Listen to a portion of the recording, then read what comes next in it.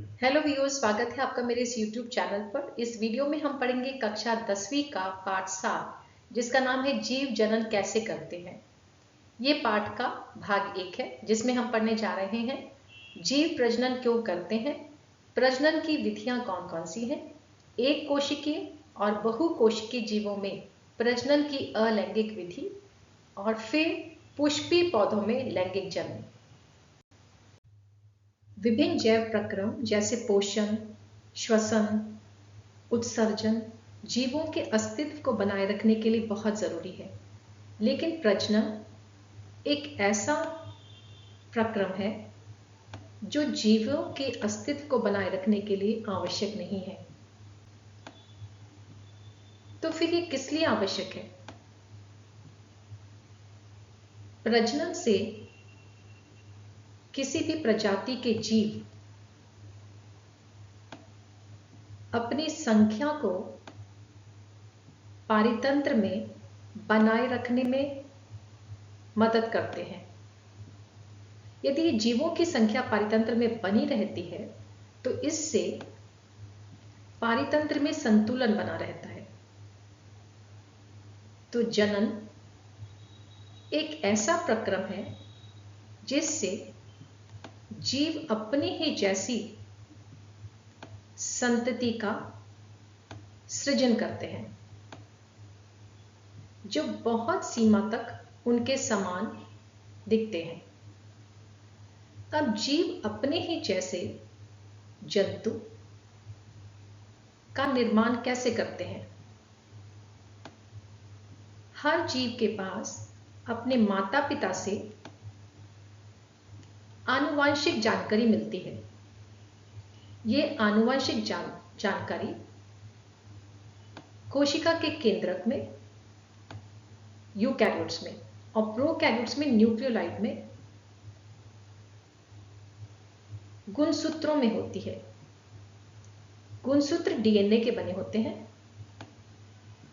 DNA जिसका full form deoxyribose nucleic acid है होता है।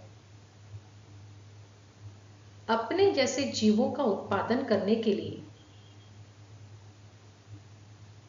ये कोशिका देखिए आप यहाँ पे, इसके अंदर केंद्रक है ये, और केंद्रक के अंदर ये गुणसूत्र है। तो गुणसूत्र अपनी ही जैसी एक प्रतिलिपि बनाता है, यहाँ पर आप देख सकते हैं, और फिर ये दो कोशिकीय संगठन बनकर अलग होकर वितरित हो जाते हैं, जिससे माता पिता से अगली पीढ़ी में समान प्रकार के आनुवंशिक लक्षण वंशानुगत होते हैं। डीएनए प्रतिलिपि बनाते समय, क्योंकि ये एक भौतिकीय और रासायनिक क्रियाओं द्वारा होता है, समान कोशिकाओं में सूक्ष्म भिन्नताओं के साथ उत्पन्न होते हैं। अगर ये भिन्नताएं थोड़ी ही हैं तो ये अलग अलग जीवित जीव बनते हैं, लेकिन अगर ये भिन्नताएं बहुत अधिक हैं तो ये जीव मर भी सकते हैं। तो यहां पे हमने देखा, जीव जब अपनी प्रतिकृति बनाते हैं तो यह काफी कुछ समान होती है। अगर ज्यादा भिन्नताएं हैं तो ये जीव मर सकते हैं। तो जनन प्रक्रम से सभी सजीव अपनी जैसी संतान या संतति उत्पन्न करते हैं। एक ही प्रजाति के जीव जब जनन प्रक्रिया करते हैं तो इनमें भी विभिन्नताएं आ सकती हैं, क्योंकि जैसे हमने देखा था कि जब एक डीएनए जनन प्रक्रिया के दौरान अपनी प्रतिकृति बनाता है तो उसमें भी कुछ सूक्ष्म या छोटी विभिन्नताएं उत्पन्न हो सकती हैं, और इसीलिए एक प्रजाति के जीवों में भी विभिन्नताएं आ सकती हैं। विभिन्नताओं का बहुत महत्व है। जब एक प्रजाति के जीव अपने पारितंत्र में अपने रहने का स्थान बना लेते हैं, उस स्थान को निकेत कहा जाता है, और ये अनुकूल परिस्थिति में प्रजाति के जीव इसमें अपना जीवन बिताते हैं। लेकिन ये परिस्थितियां तो कभी भी बदल सकती हैं। जब ये परिस्थितियां प्रतिकूल हो जाएं और बहुत ही उग्र हो, तो इन जीवों के जीवित रहने की संभावना तभी अधिक होती है जब इन जीवों में विविधता हो। इसे उदाहरण से समझते हैं। जैसे अभी कोविड आया था, यदि हम सबकी इस कोविड बीमारी से लड़ने की क्षमता समान होती तो हम सभी इस बीमारी से पीड़ित होते। हम में से कुछ लोग इस बीमारी से पीड़ित इसलिए नहीं हुए क्योंकि हम सबकी बीमारी से लड़ने की ताकत अलग अलग है। इसी तरीके से पौधों का एक उदाहरण देखते हैं। यदि पौधों में कोई बीमारी हो जाती है और पौधों के समान संरचना हो, उनमें विभिन्नता न हो, तो सभी पौधे इस बीमारी से नष्ट हो जाएंगे। लेकिन अगर इन पौधों में विभिन्नता है तो कुछ पौधे मर जाएंगे जो बीमारी से लड़ नहीं पाए, लेकिन कुछ पौधे बच जाएंगे जिनमें लड़ने की ताकत अधिक है। तो विविधता का जीवों के जीवित रहने की संभावना को बढ़ाता है। प्रजनन की अलग अलग विधि है, अलैंगिक जनन और लैंगिक जनन। अलैंगिक का मतलब होता है यदि एक ही जीव अपने जैसे नए जीव उत्पन्न करता है तो उसे अलैंगिक जनन कहा जाता है। लैंगिक जनन में दो जीव नर और मादा मिलकर नए जीवों का निर्माण करते हैं। प्रजनन के अलैंगिक तरीके देखते हैं आप, और सबसे पहले देखते हैं एक कोशिकीय जीवों में अलैंगिक प्रजनन के तरीके। सबसे पहला तरीका है विखंडन। जैसे आपको नाम से ही समझ में आ रहा होगा, खंडन का मतलब अलग होना, हिस्सों में बंटना। इस प्रक्रिया में जीव का केंद्र की पदार्थ सबसे पहले दो भागों में अलग होता है। आप यहां पे देख सकते हैं अमीबा जो एक प्रोटोजोआ है, इसका केंद्रक दो भागों में बंट गया और इसके बाद इसका कोशिका द्रव्य दो भागों में विभाजित होता है। क्योंकि एक जनक कोशिका से दो संतति कोशिका इसमें बनती है, ऐसे विखंडन को द्विखंडन कहा जाता है। यह जीवाणु और प्रोटोजोआ जैसे अमीबा में देखा जाता है। कुछ और एक कोशिकीय जीव जिनकी शारीरिक संरचना थोड़ी सुसंगठित है, उनमें यह विखंडन एक निश्चित तल में होता है। जैसे कालाजार का रोगाणु लेशमानिया में यह विखंडन उसके फ्लैगेलम की लंबाई से होता है। फ्लैगेलम लेशमानिया में एक धागे जैसा तंतु है, तो इस तंतु की लंबाई के तल से इस लेशमानिया का द्विखंडन होता है। जबकि अमीबा में यह विखंडन एक निश्चित तल में नहीं है। दूसरी तरह का विखंडन है बहुविखंडन, जिसमें एक जनक कोशिका से कई संतति कोशिकाएं बनती हैं। इसे परजीवी प्लाज्मोडियम में देखा जाता है। प्लाज्मोडियम जो हमारी रक्त कोशिकाओं में जाकर हमें मलेरिया से पीड़ित करता है, यह जब जनन करता है तो इसकी जनक कोशिका से कई संतति कोशिकाएं उत्पन्न होती हैं। ये सभी संतति कोशिकाएं एक मोटी भित्ति जिसे पुट्टी कहा जाता है के अंदर सुरक्षित रहती हैं। अनुकूल परिस्थितियां आने पर ये सभी संतति कोशिकाएं इस पुट्टी के बाहर निकल जाती हैं। तो इस विखंडन को हम बहुविखंडन कहते हैं क्योंकि इससे बहुत सारी संतति कोशिकाएं बनती हैं। तो अब देखते हैं अलैंगिक प्रजनन के तरीके बहुकोशिकीय जीवों में। बहुकोशिकीय जीवों में भी कुछ बहुकोशिकीय जीव ऐसे हैं जिनकी शारीरिक संरचना बहुत ही सरल है और इसलिए प्रजनन के तरीके भी सरल हैं। जैसे पहला तरीका है खंडन। खंडन स्पाइरोगेरा में देखा जाता है, जिसमें जीव परिपक्व होने पर छोटे छोटे टुकड़ों में टूट जाता है और ये टुकड़े नए जीवों को उत्पन्न करते हैं। यानी एक सरल कोशिका से कोशिका विभाजन द्वारा नई संतान उत्पन्न होना। स्पाइरोगेरा एक शैवाल है जिसकी शारीरिक संरचना एक रिबन जैसी है और इसका क्लोरोप्लास्ट एक रिबन जैसा घुमावदार है, इसीलिए इसको स्पाइरोगेरा कहा जाता है।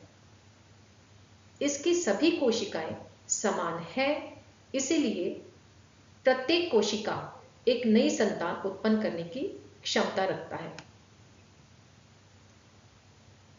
ऐसे विभाजन या प्रजनन के तरीके उन जीवों में संभव नहीं है जहां कोशिकाएं ऊतकों में संगठित हो गई हैं और ऊतक एक विशिष्ट कार्य करने लगी है। यानी हर ऊतक समान कार्य नहीं करता है और वे प्रजनन नहीं कर सकते। दूसरी तरह का अलैंगिक प्रजनन का तरीका बहुकोशिकीय जीव में होता है मुकुलन। मुकुलन में जीव के शरीर पर एक छोटा सा उभार देखा जाता है जिसे कली कहा जाता है। इस कली में डीएनए के विभाजन के बाद प्रतिकृति उपस्थित होगी, जिससे यह कली पूर्ण जीव में विकसित होगी। एक नन्हे जीव के रूप में जब यह बन जाती है तो यह जनक के शरीर से अलग हो जाती है। मुकुलन हाइड्रा और ईस जैसे बहुकोशिकीय जीवों में देखा जाता है। तो अब देखते हैं अलैंगिक जनन का चौथा तरीका।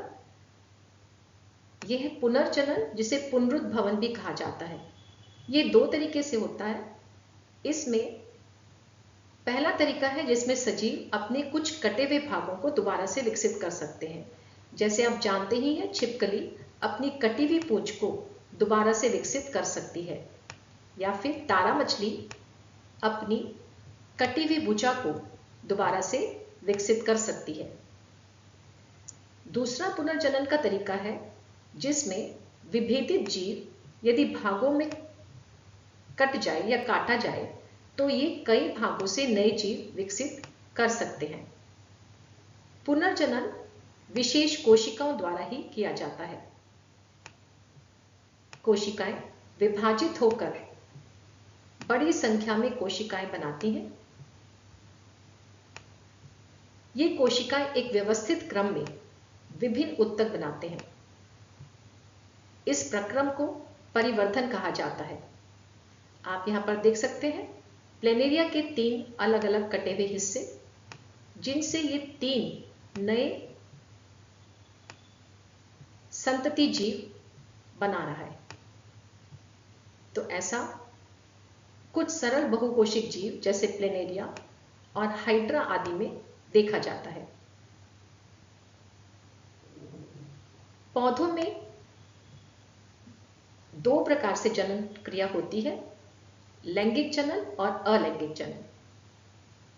लैंगिक जनन पौधों में फूलों से होता है। अलैंगिक जनन में पौधे अपने कुछ भागों जैसे जड़, तना और पत्तियों से नए पौधे उत्पन्न कर सकता है। इस विधि को कायिक प्रवर्धन कहा जाता है। कायिक प्रवर्धन 2 तरीके से होता है। एक है प्राकृतिक विधि। प्राकृतिक विधि यानी प्रकृति में ही देखा गया है कि कुछ पौधे पौधों के भागों से नए पौधे उत्पन्न कर लेते हैं। जैसे आप यहां पे देख रहे हैं ब्रायोफिल्म का पत्ता।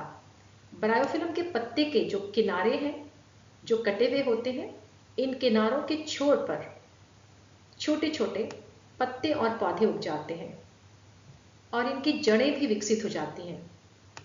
जब ये पत्तों से मिट्टी में गिर जाते हैं तो उनसे नए पौधे बन जाते हैं। तो ये प्राकृतिक विधि हुई। दूसरा है कृत्रिम विधियां। किसानों ने जब देखा कि हम पौधों के दूसरे भागों से पौधे उत्पन्न कर सकते हैं और अपने फसल के उत्पादन को बढ़ा सकते हैं, तो उन्होंने इन विधियों को अपनाया। कृत्रिम विधियों में कलम, ग्राफ्टिंग और पर्तन आता है। कलम में तने के एक भाग को या शाखा के एक भाग को काटकर जमीन में लगा दिया जाता है, जिससे नए पौधे उग जाते हैं। ऐसा गुलाब, आम आदि पौधों में किया जाता है। आप यहां पर देख रखे, ये आलू है।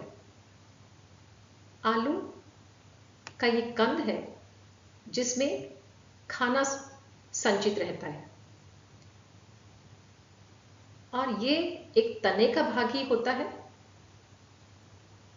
तो इस तने के भाग से यदि हम इसे काट के जमीन में लगा दें तो इससे नया पौधा बन सकता है। दूसरा तरीका है ग्राफ्टिंग।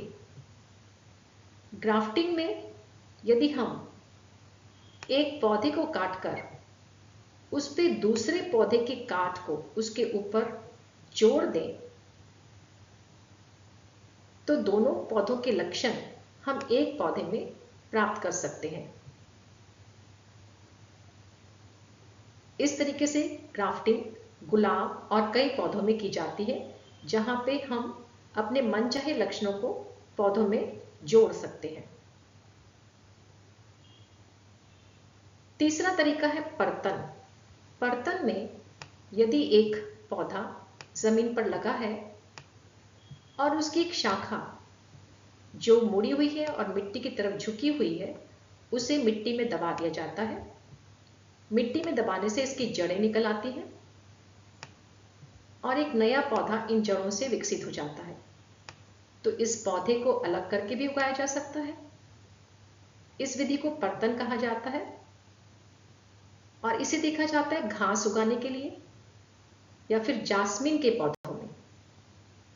तो ये सभी कायिक प्रवर्धन के तरीके कृषि में किसानों द्वारा प्रयोग में लाई जा रहे हैं। तो कायिक प्रवर्धन के बहुत लाभ हैं, क्योंकि कायिक प्रवर्धन में पौधों को पौधे के जड़, तना या पत्तियों से उगाया जाता है। ये बीज से उगाए पौधों की पहले ही फूल और फल दे देते हैं। इसलिए कायिक प्रवर्धन से उगाए पौधे कम समय में उग जाते हैं। इसीलिए कायिक प्रवर्धन से दूसरा लाभ है हमें कि इससे फसलों का उत्पादन बढ़ाया जा सकता है।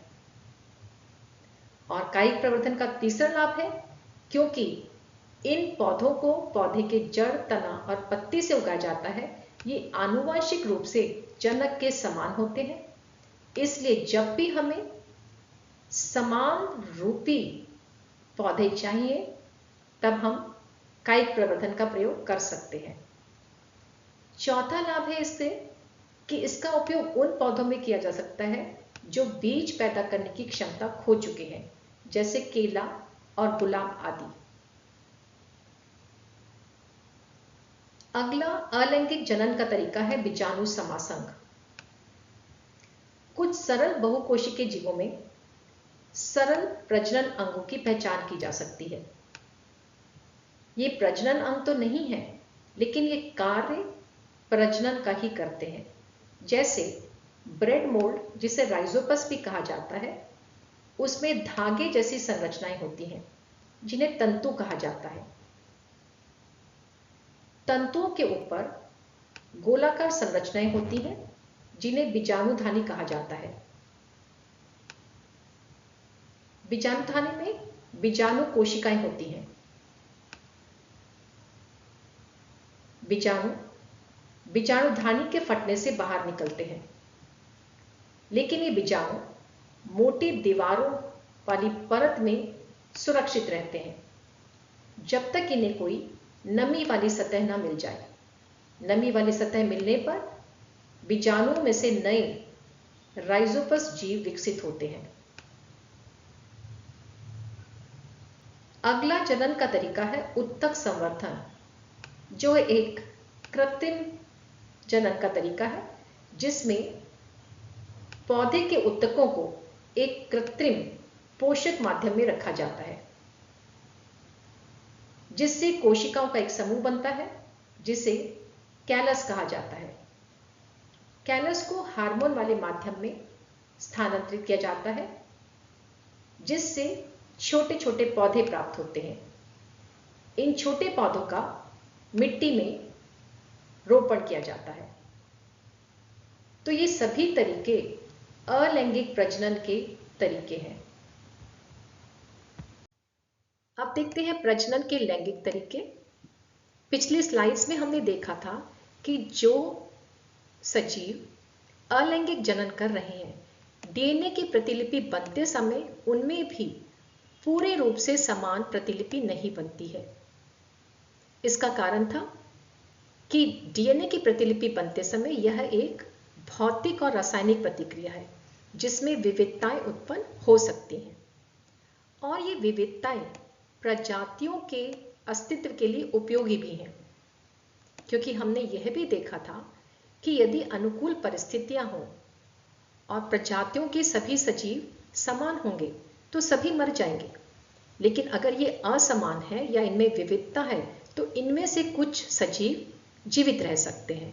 तो विविधताएं प्रजातियों के अस्तित्व के लिए उपयोगी है।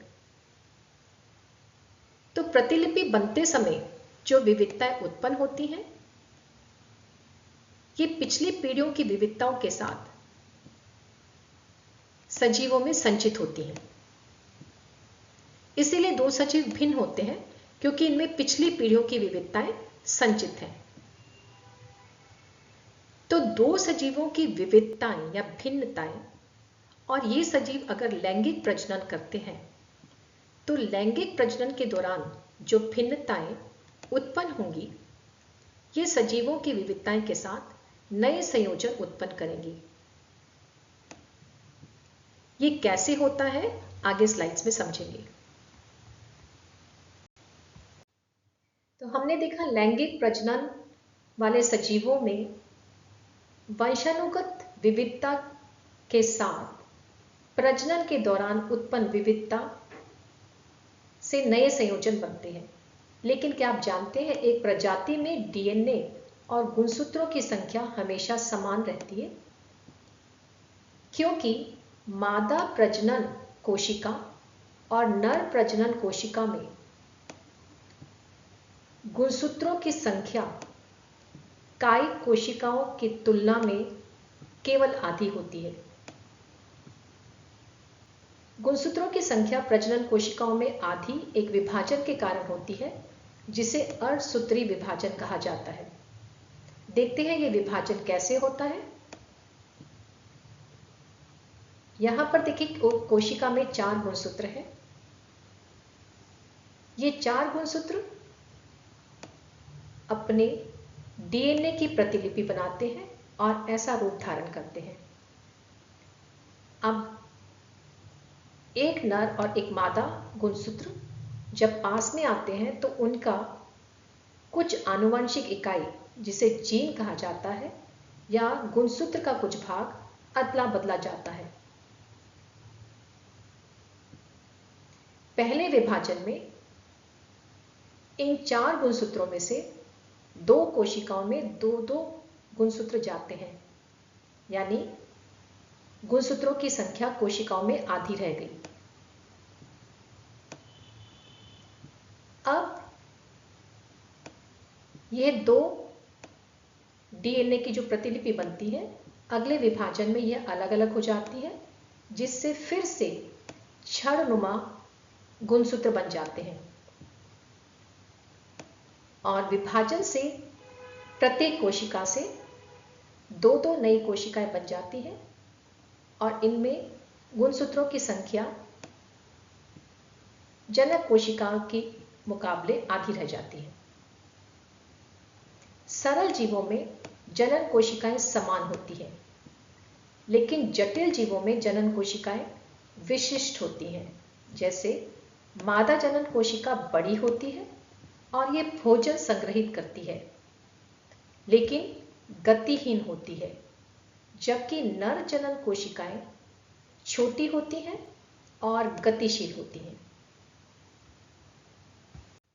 लैंगिक प्रजनन को सबसे पहले देखते हैं पुष्पीय पौधों में। पुष्पीय पौधों में पौधों का जनन भाग फूल है, इसलिए सबसे पहले फूल के भागों को देखते हैं। फूल के सबसे बाहरी संरचना एक हरे पत्तों का गुच्छा होता है जिसे बाह्य दल कहा जाता है। इसमें सभी फूल के भाग बंधे होते हैं। इसके अंदर होता है पंखुड़ियों का एक दल जो रंगीन होता है। रंगीन पंखुड़ियों के कारण कीट, मधुमक्खी इसकी ओर आकर्षित होते हैं जो परागण में मदद करते हैं। फूल में नर जनन भाग पुंकेसर है जो 2 भागों से बना होता है। धागे जैसी संरचना तंतु, जिसके ऊपर परागकोश होते हैं। परागकोश के अंदर पराग के कण होते हैं। यदि हम किसी पराग के कण को छूते हैं तो एक पाउडर जैसा हमारे हाथ पे लग जाता है जो परागकण है। तो परागकोश और तंतु से बनते हैं पुंकेसर। मादा प्रजनन अंग फूल के केंद्र में होता है जिसे स्त्री केसर कहा जाता है। ये 3 भागों से बनता है। वर्तिकाग्र जो फूल के शीर्ष पर होता है और जो चिपचिपा होता है। मध्य भाग वर्तिका जो एक डंडी जैसी संरचना है और नीचे फूला हुआ भाग जिसे अंडाशय कहा जाता है। अंडाशय में बीजांड होते हैं। प्रत्येक बीजांड में एक अंड कोशिका होती है। जिन फूलों में नर या मादा प्रजनन भागों में से सिर्फ एक भाग होता है उन्हें एक लिंगी कहा जाता है। एक लिंगी फूलों के उदाहरण है पपीता, तरबूज आदि। जिन फूलों में दोनों प्रजनन भाग पुंकेसर और स्त्री केसर होते हैं उन फूलों को उभयलिंगी कहा जाता है। ऐसे फूलों के उदाहरण हैं गुड़हल, सरसों आदि। जब फूल के जनन अंग विकसित हो जाते हैं तो परागकोश के परागकण हवा, पानी, कीटों या विभिन्न तरीकों से हवा में फैलते हैं। पराग के कण पुंकेसर से फूल के वर्तिकाग्र तक स्थानांतरित होते हैं। परागकणों के इस स्थानांतरण की प्रक्रिया को परागण कहा जाता है। यदि परागकण अपने ही फूल के वर्तिकाग्र में स्थानांतरित होते हैं तो इसे स्वपरागण कहते हैं।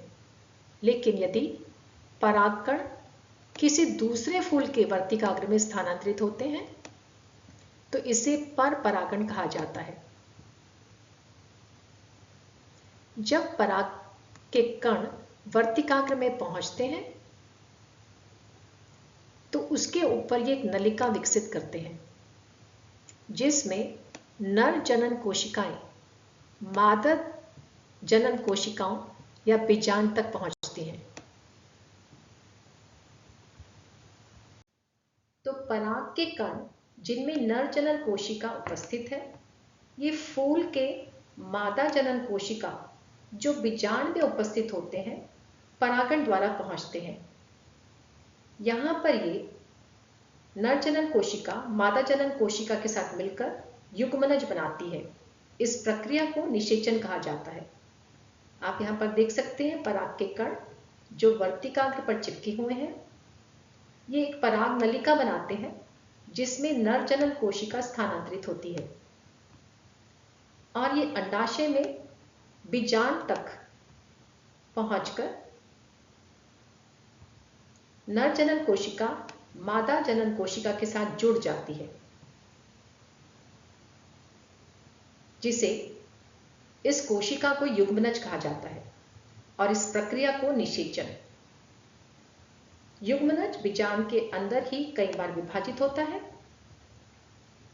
जिससे एक बहुकोशिकीय संरचना बनती है जिसे भ्रूण कहा जाता है। बीजांड एक कठोर आवरण विकसित करता है जिससे बीज बनते हैं। बीजयुक्त अंडाशय बढ़ता है और एक फल में विकसित होता है। फूल के दूसरे भाग जैसे पंखुड़ियां, बाह्य दल, पुंकेसर, वर्तिका और वर्तिकाग्र सूख कर गिर जाते हैं। बीज जिसके अंदर भ्रूण है उपयुक्त परिस्थितियों में नए पौधे बनाते हैं या एक अंकुर विकसित करता है और इस प्रक्रिया को अंकुरन कहा जाता है। तो आप यहाँ पे देख सकते हैं बीज है, इसके अंदर आपने देखा होगा कभी कभी एक छोटा सा भाग नजर आता है बीज के अंदर जिसे भ्रूण कहा जाता है। बीज के ऊपर एक आवरण होता है जिसे बीजावरण कहते हैं। जब बीज को उपयुक्त परिस्थिति जैसे नमी मिलती है तो यह भ्रूण बीजपत्र से अपना भोजन लेकर पौधे के रूप में विकसित होता है। इसके हरे भाग को प्रांकुर और जड़ जैसे भाग को मूलांकुर कहा जाता है। तो भ्रूण से जब नया पौधा विकसित होता है इस प्रक्रिया को अंकुरन कहा जाता है। तो यह हुआ पौधों में लैंगिक जनन का तरीका। इस वीडियो के कमेंट सेक्शन में जरूर लिखिए कि इस वीडियो को देखकर क्या आपको सजीवों में अलैंगिक जनन और पौधों में लैंगिक जनन समझ में आया या कोई डाउट है। यदि कोई डाउट है तो वहीं पर आप उसे मेरे से पूछ सकते हैं, मैं उसका उत्तर देने की पूरी कोशिश करूंगी। ये वीडियो अगर आपको अच्छा लगा तो इसे लाइक करना ना भूलिए और अगर आपने मेरा चैनल को अभी तक सब्सक्राइब नहीं किया है तो उसे सब्सक्राइब कीजिए ताकि आपको आगे आने वाली वीडियोस के नोटिफिकेशन समय पर मिलते रहें। Thank you for watching this video and have a nice day.